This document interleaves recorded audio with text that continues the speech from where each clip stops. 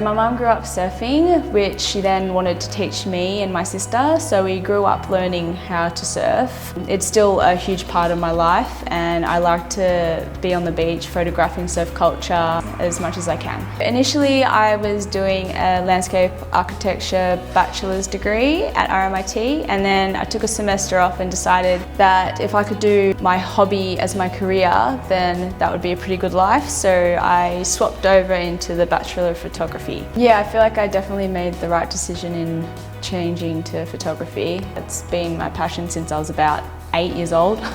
I would definitely recommend going to PSC because they've got such a family kind of unit here.